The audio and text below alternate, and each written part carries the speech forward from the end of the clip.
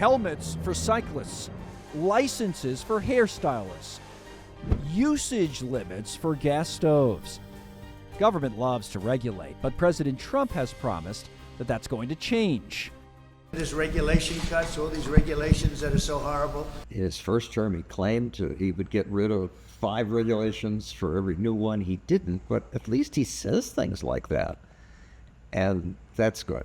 Some people might say, we need some level of regulation, right? We need a referee, we need some rules of the road. I see it as competition doing it best. Because if you behave badly, if your airline crashes planes, people aren't going to fly that airline.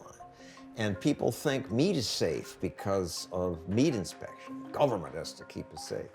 But it's not true.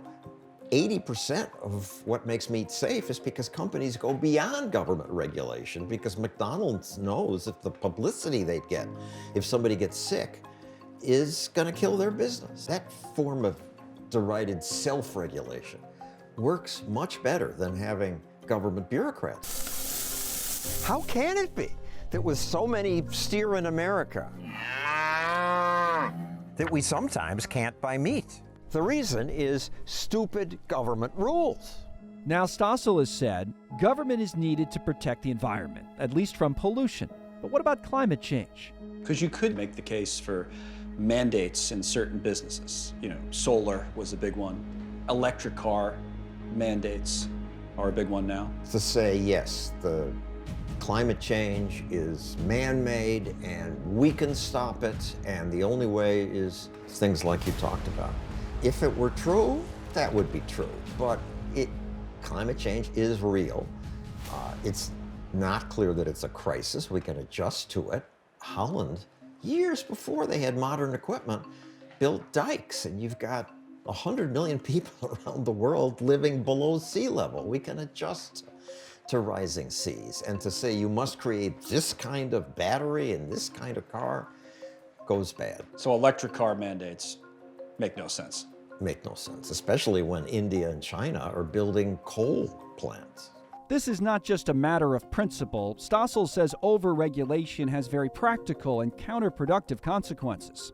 Take those aggressive EV mandates in states like California. Stossel has pointed out that they will require an unrealistic expansion of the state's electric grid. Roughly speaking, you have to double your electric grid to move the energy out of gasoline into the electric sector. No one is planning to double the electric grid in California, so there'll be rationing. Rationing.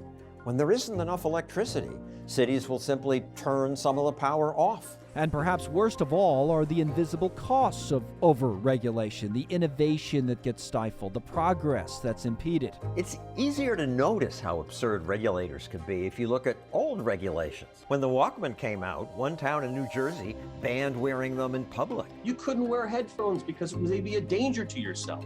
Sometimes laws stop making sense because societies and technologies change. And yet the innovators sometimes break through anyway, and that's been especially true in the world of banking and finance. Crypto, which has become big, that fits into this regulation conversation we're having. What are your thoughts? I think it's a good thing. I have pieces of paper in my pocket with dead presidents on them, and they're worth a certain amount today.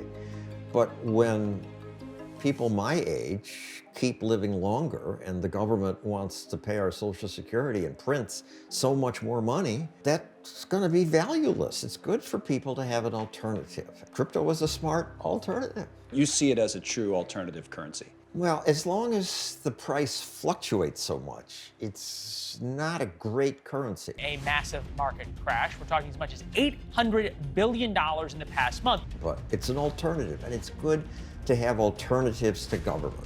Bitcoin has set multiple all-time record highs because everyone knows that I'm committed to making America the crypto capital. Thank you for watching. Subscribe below and download our NewsNation app right now on your phone, and you will get fact-based, unbiased news for all Americans.